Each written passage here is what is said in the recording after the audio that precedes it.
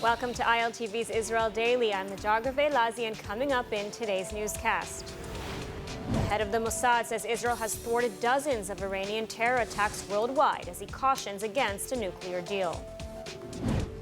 Meanwhile, Israeli Prime Minister Yair Lapid landing in Germany as he continues Israel's international efforts to stop the nuclear agreement. And months into the Russian invasion of Ukraine, Kyiv launches a surprise attack and regains large areas of territory.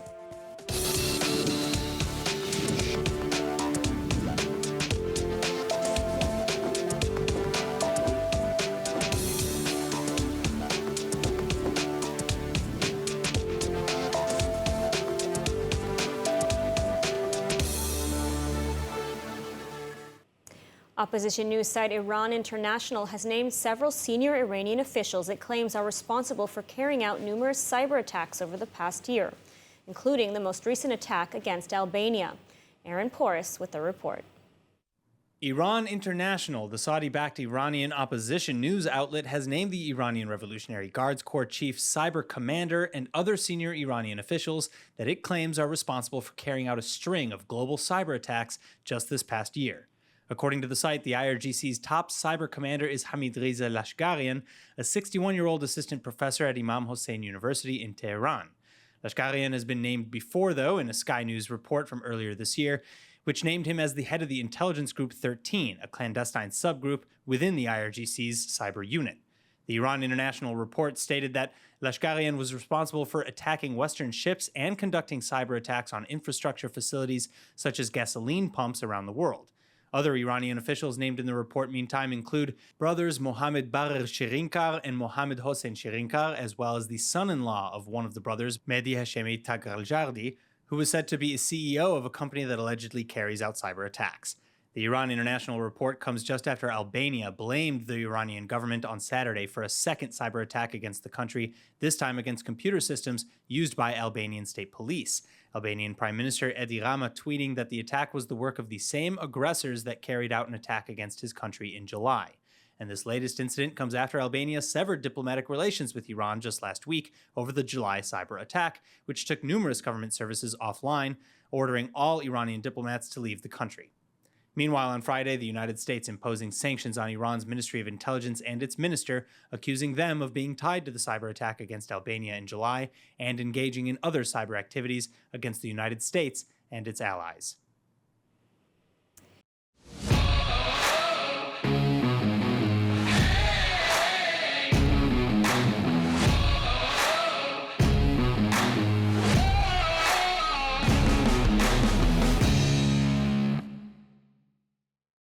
And now more on Iran. Israel's Mossad head David Barnea, just back from Washington, said on Monday that Israel has recently thwarted dozens of Iranian terror attacks targeting Israelis. Speaking at a conference at the Reichman University, he cautioned that billions of dollars will flow into Iran with the signing of a nuclear deal that will be used to fund terrorism around the world. And so joining us now to discuss the nuclear deal negotiations and more is Professor Ephraim Inbal, president of the Jerusalem Institute of Strategy and Security. Thank you for joining us.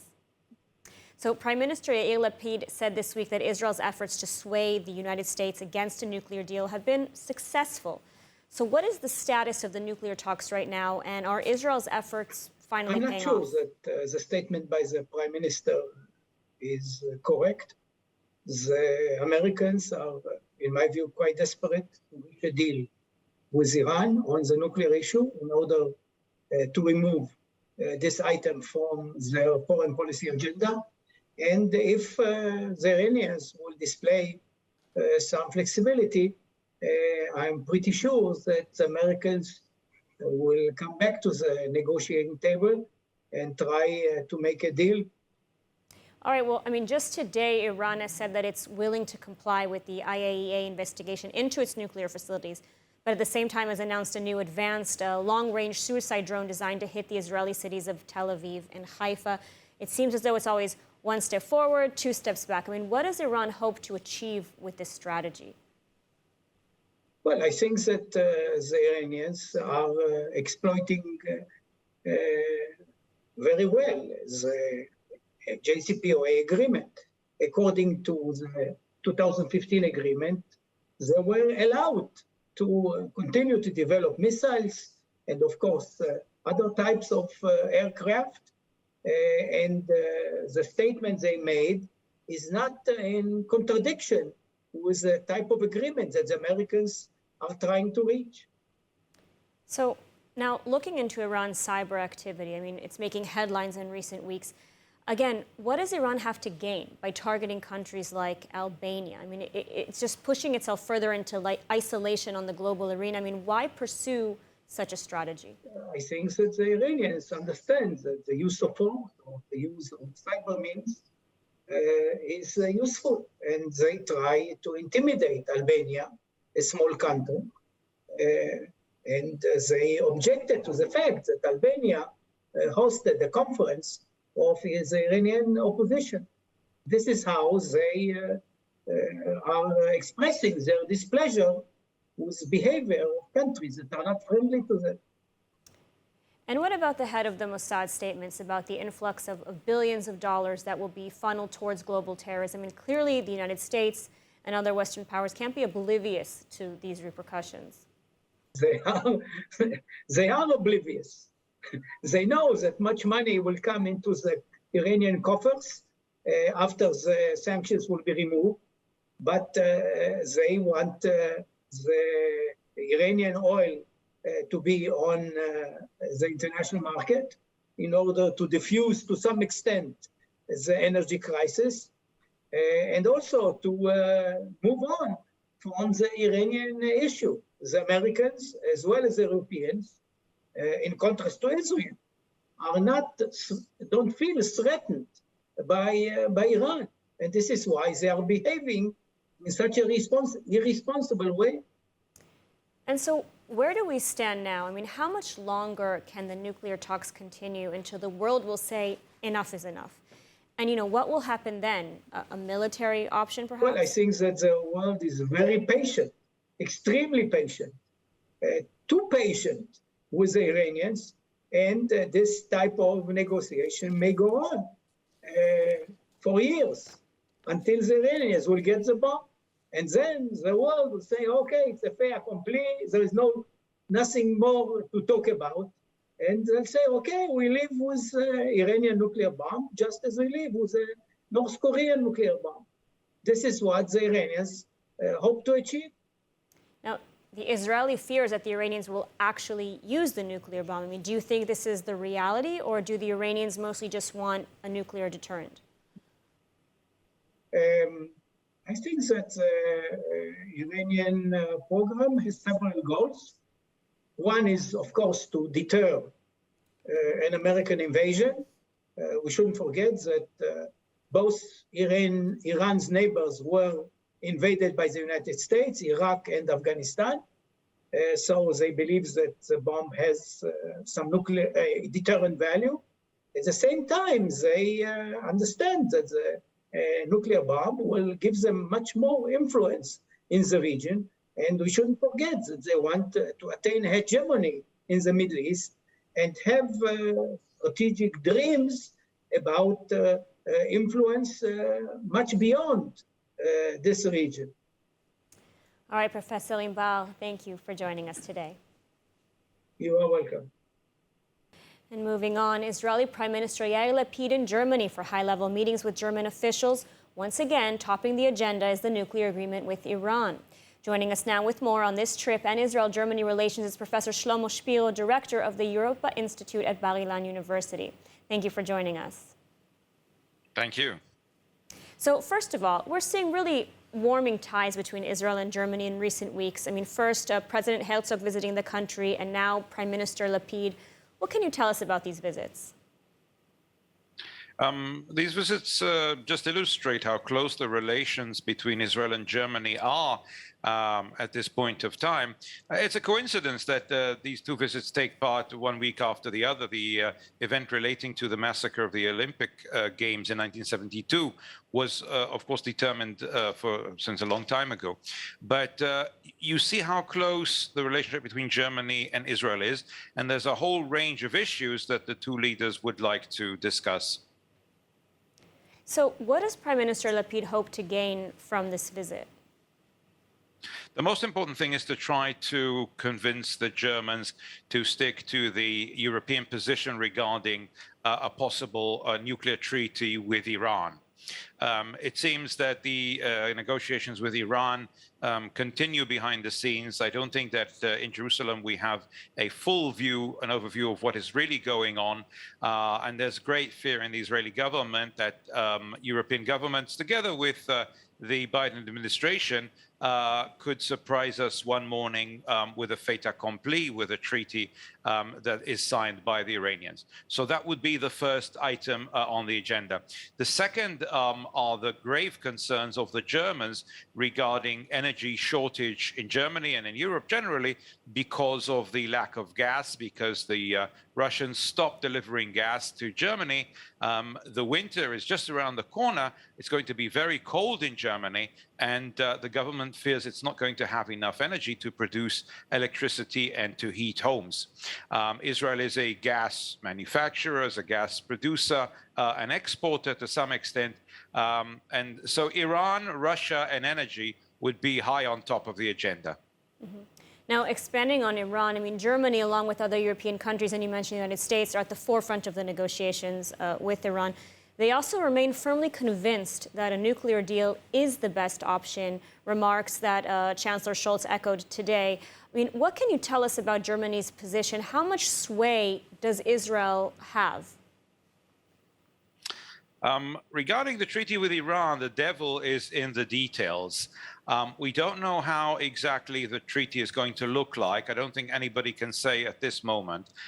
It seems that the Europeans are more lenient towards the Iranians than the Americans. They want to conclude an agreement. They want to get this issue off their heads. They feel that they are overwhelmed with the crisis with Russia and the Ukraine, and they want to get this done. Of course, many Germans also view Iran as a potential supplier of oil, and the less gas they have from Russia, the more they would be dependent again on oil from the Middle East. So that pushes towards a treaty. Mm-hmm. And yet, you know, France, the UK, and Germany have said on Saturday that they had serious doubts about Iran's intentions to revive the nuclear deal. Chancellor Scholz again saying today that he doesn't see a deal in the near future. Does this mean that Israel's diplomatic campaign against the nuclear deal is working on the German chancellor, perhaps on European countries? I think Israel's strategy is working, but on a limited level. We can wake up one day to a different proposition altogether. What the Germans and the French and the British say about Iranian reticence is all part of the negotiation skills. On the one side, they move forward. On the other side, they move a little bit backwards. It's a bit like dancing a waltz, in which the two partners come a little bit closer and then move a little bit further apart. I think a treaty with Iran is not out of the question. And I, for one, am quite worried that they will come to an agreement with little concern to Israel's grave misgivings. So I'll ask this question of you as well. I mean, where does Germany stand now? I mean, how much longer can the nuclear talks continue until it will say enough is enough? And what will happen then? I mean, would Germany join a military option against Iran?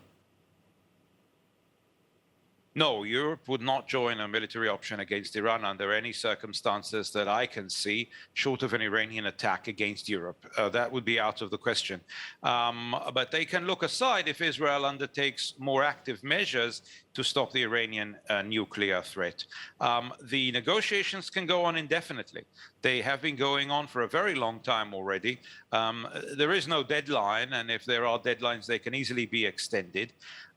It very much depends on circumstances beyond the control of the Iranians and the Europeans, because everything that happens in the Ukraine now, for example, Ukrainian military successes against the Russians, reflects on the negotiations with Iran. As I said, Iranian oil could be an alternative to Russian gas, and that is the main thing they are looking at. All right, Professor Shlomo Shpiro, thank you so much for taking the time to speak with us today. Thank you. And moving on, Israeli security forces arrested 12 Palestinian suspects wanted for terror activity overnight. The Israel Defense Forces have announced the details in the following report. Israeli security forces continuing their fight against terrorism as a part of Operation Break the Wave. Overnight on Monday, the Israeli Defense Forces, together with the Shin Bet and the border police, arrested 12 Palestinian terror suspects across a number of locations in Judea and Samaria, including the villages of Zurif, Silwad, Aram, Arbat Kamel, and the Gilzon refugee camps, and in the city of Hebron. Border police officers and the IDF Nahal unit operated in Jenin, arresting 4 people suspected of involvement in terrorist activities and confiscating weapons. During the operation in Jenin, gunshots were fired and Molotov cocktails were thrown at the forces, who responded with gunfire. According to the army, 1 person was injured as a result. Additionally, the IDF said that one of the suspects tried to escape arrest, and as such, the security forces responded with suspect arrest procedure that included firing shots, and as a result, one of the suspects was injured. The IDF said that during the departure from Jenin, armed men shot at security forces, who responded with gunfire, and additional hits were detected. The security forces also operated overnight in the villages of Beit Jala and Abu Dis, in the Etzion Region Division, arresting 2 wanted suspects and confiscating weapons. During the operation in Abu Dis, explosives and stones were thrown at the forces, who responded with protest dispersal methods. Forces also operated in the Benjamin region and arrested 3 people suspected of terrorism. The IDF said that Israeli forces did not sustain any injuries as a result of the raids. Overall, more than 20 people suspected of involvement in terrorism were arrested overnight by Israeli security forces and have been transferred for further investigation by security forces. And in other news, the Russian invasion of Ukraine, which was only supposed to last a few weeks, still raging on, as Ukraine, in a surprise attack this week, regained significant territory that Moscow had controlled for months, marking a devastating loss for Russian forces. Joining us now with more on the Russian war in Ukraine is Dr. Anat Hochberg-Marom, an expert in international security and geopolitical crises. Thank you for joining us. Thank you. So the war has been going on for a very long time now. Ukraine secured a major victory this week. What's the situation now? It's a kind of a strategic, I might say, even tactical turning point. It is not a winning of the war. It's far away from this position, as we all want to, specifically Ukraine. But we have to acknowledge that the Russian defeat is not permanent. It's more than 3,000 square kilometers in the eastern borders of Ukraine, but still there is a long way ahead. I would be very cautious to determine, very certain certainty that is a winning. It's a far away position. And still, a devastating loss for Russia. Ukraine now accusing the Russians of targeting civilian infrastructure as well in the territory that it regained in retaliation. I mean, what can you tell us about that? That Ukraine today looks very, very bad. After almost 7 months, it seems as if critical infrastructure, civilians as well as governmental and military, are ruined. And it will take very long way in order to rehabilitate Ukraine and build it over from the very solid infrastructure, which means that Russia is here and here to stay. That's what Putin declares all day long. Although there is a very substantial defeat for a couple of 50 hours, but still, as I'm very optimistic lady, not at this point and not at this position of Russia. What we see over now with Putin, the more he is with his back to the wall, let's say in a very sensitive position, he's a lot more, I would say, what? I forgot the words. Sorry. A lot more dangerous, perhaps. A lot more.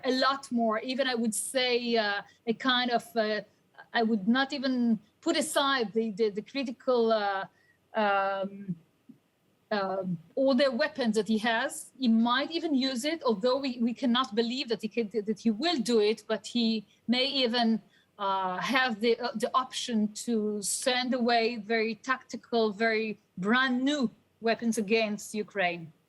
And I mean, what is Putin's strategy now? I mean, how much longer can he keep this war going? As far as it's concerned with Russia, it takes it longer than expected, a lot more than weeks or months ahead. I would say even years ahead. And we have to understand that Russia is the largest country worldwide. It has 17 million square meters, and this is a nuclear great power in the world. So although it is defeated, it is defeated, as we see it currently in the last couple of days, there is a long way ahead. And I wouldn't say it's a kind of turning point, but very cautiously say it's the beginning of the winning of Ukraine. I wouldn't say so. All right, well, let's hope the fighting will come to an end soon. Dr. Anat Hochberg-Malom, thank you so much for taking the time to speak with us today. Thank you. And in other news, it's been 2 years to the signing of the Abraham Accords as Israel and its regional partners entered a new era of peace and prosperity. But what exactly has changed these past 2 years? What progress has been made, and where do we go from here? Joining us to offer some data and answer these questions and more is Naveh Shachar, Innovation Diplomacy Gulf Cooperation Council Director at Startup Nation Central. Only 2 years ago, the United Arab Emirates and Bahrain, shortly afterwards followed by Kosovo, Sudan, and Morocco, signed the Abraham Accords and signaled a new era of warm peace with Israel, at the same time unleashing unlimited potential for economic prosperity. Since then, trade between Israel and the UAE increased by 88%, reaching $1.2 billion. Trade relations with Bahrain shows a similar trajectory, reaching $5 million in the first half of 2022, up from zero last year.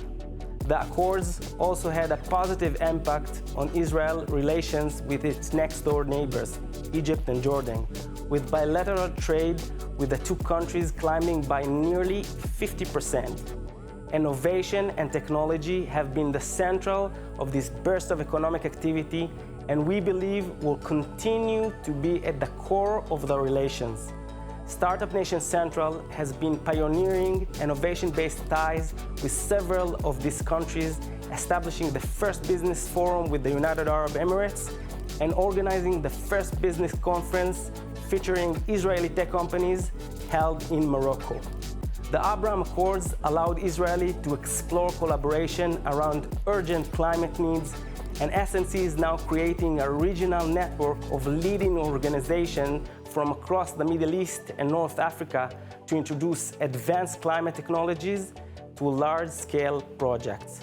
We are seeing the real interest in deepening relations beyond the diplomatic ones, in academia, people-to-people ties, and ecosystem to ecosystem.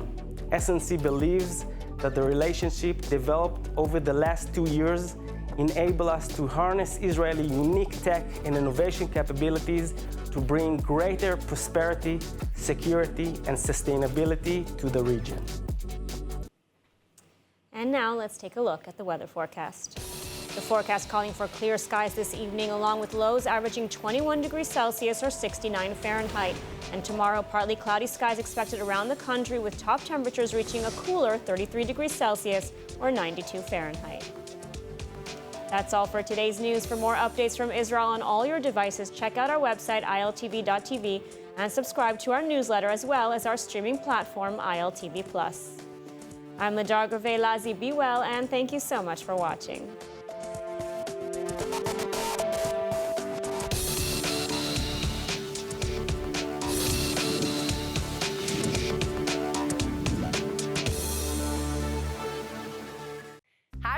It's Emmanuel Kadosh. I wanted to invite you all to subscribe to ILTV+, where you can find our daily news and updates about Israel.